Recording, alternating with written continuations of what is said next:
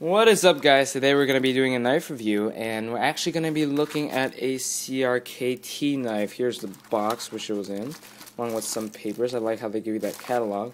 But the specific knife we're going to be talking about today is the CRKT M16 13Z Zytel.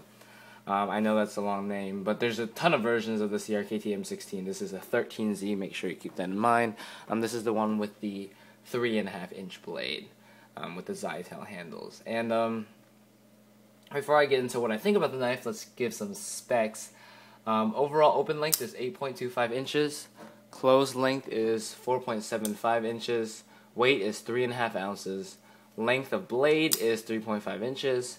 Thickness is 0.1 of an inch. The blade material is AUS-4. Rockwell hardness 55 to 57. Hollow grind, spear point, handle Zytel, and liner is 420J2. And this is actually one I just got back in a warranty after I sent it in to CRKT about 2 weeks ago. And I had used the previous one a bit. The previous one, the problems that I had were that the locks button broke off and that there's a lot of rust spots on the blade. But one thing I will tell you about CRKT's warranty is that it's very good. So if you ever manage to ding up this knife or mess something up and you do want to have it fixed, I bet you they will fix it for you if you do send it in. So let's start with the blade. You got 3.5 inches, yet again, of AUS-4.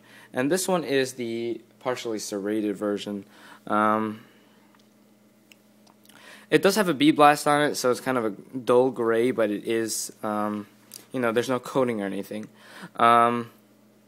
This is hollow ground from half spine, so it does come down to decent edge. It could be a lot better, but with a full flat grind. But they did do a very good job of backing up that bevel. It's a very big bevel. If you see on the backside, there is no real bevel. So it is a V grind, but it's sharpened on basically one side here. It came from the factory very sharp. But I don't think it will hold up too long because it is AUS-4. The previous one I had, I used a bit and it dulled pretty quickly. But this one shouldn't be too bad to resharpen as long as you got this bevel. But as you sharpen it more and more and you make this bevel shorter and shorter and shorter, I do think you're going to have problems getting the knife sharp and having it stay sharp because it's pretty thick at the edge, like at about here. Okay. The spear point shape is nice. I like it. A lot of people complain that it doesn't have enough belly, but I think it has enough belly for basically anything you're gonna do. And it does have this nice swedge here, so it will be a good piercer if you want to. It has a decently strong tip along with that. So I think it will be strong enough to do basically anything you want to. It does have the CRKT logo up here, and on the back you can see CRKT M16 13Z Carson design. So let's get to the handle now. Well, let's get to the deployment. Basically, this deploys using a flipper. This is just kind of a, I don't know what the shape would be, but you just pull it back and it comes out very quickly. And when it is open, it helps serve as sort of a guard to prevent your finger from going forward. So I do like that feature. I don't think it's as pretty as some other flipper designs, which do function as sort of finger guards, but it works well, so there's nothing really to complain too much about. You can open it with a thumb studs, and I find that it's very easy, but sometimes I'll do what I just did there, and I'll accidentally hit my thumb with the flipper as it's turning, and it won't deploy all the way. But if you do focus on it, you can just get it out very quickly with the thumb studs as well. I did have a CRKT M16 10KZ about 2 years ago, which I remember was being extremely hard to open with the thumb studs, but I think that one was stiffer. This one was nice and centered, and everything's at the right position for easy flipping. So going to the handle, we actually have a really thick handle on this knife. Let me get something to compare it to. Well, this is a bad comparison because this is a really thin knife. But this is the Spyderco Cricket. Let me just get here.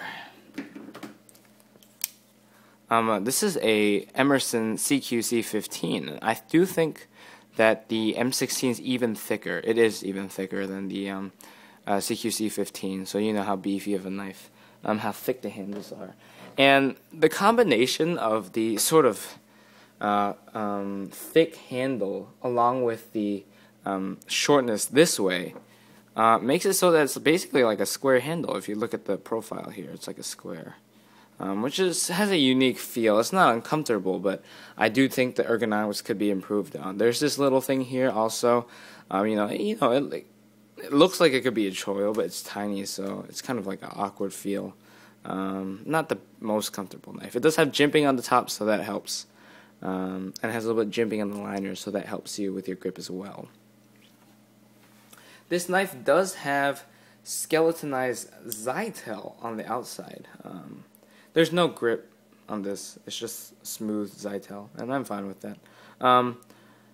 But what they did here is they drilled holes into the Zytel. What I would have preferred is if they drilled into the stainless steel liner under, and they could have left the Zytel intact, or drilled both. That would have helped bring the weight down. But at 3.5 ounces, it's not too heavy either. You can see the handle shape here. There's no really one good grip I can get on this knife that I can really describe to you. I mean, I could go back here, but I find a very good tendency for my hand to come up here, and it's not even super comfortable in this grip either, so take that for what you will. The clip is 2 position. Oh no, it's just 1 position, just right hand tip down. So I do not like how that's sort of restrictive in the carry plan.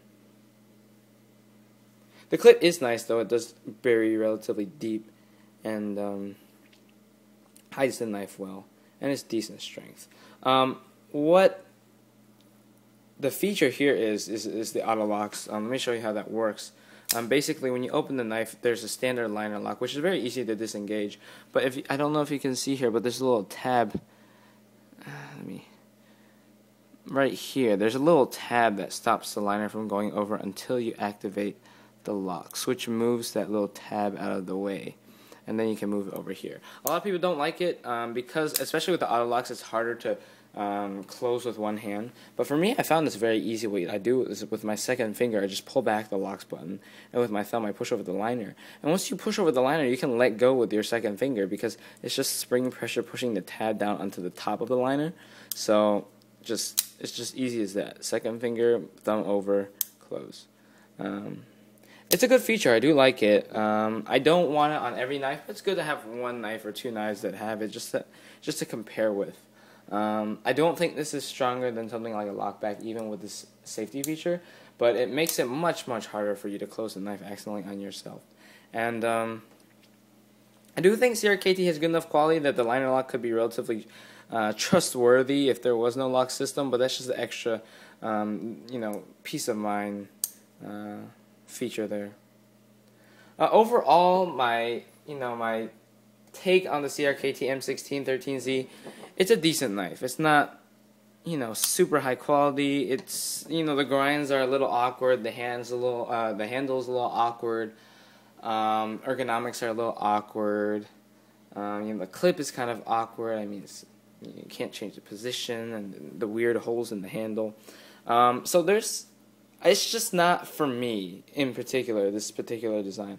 I do think it's a decently made knife, and it will perform for you. I mean, all these minute differences are really just that they're minute. There's really not a huge difference between the performance in a lot of knives, and this one you'll get your performance out of it, even with the Osforce steel. Pick it up if you do like the design, and just check it out in your hand. I mean, one thing I advocate is always buying knives, and you can always sell them if you don't want to keep them. People always act like it's just like you've disposed with your money. No, you can get it back to some degree, if not all of it. This knife is affordable, so that's one good thing going for it. This knife goes for about $25 to $30 online. You can order it direct from CRKT for $60. But that's my review of the CRKT M16 13Z. I hope you guys enjoyed it. More videos to come in the future, and see y'all later. Peace.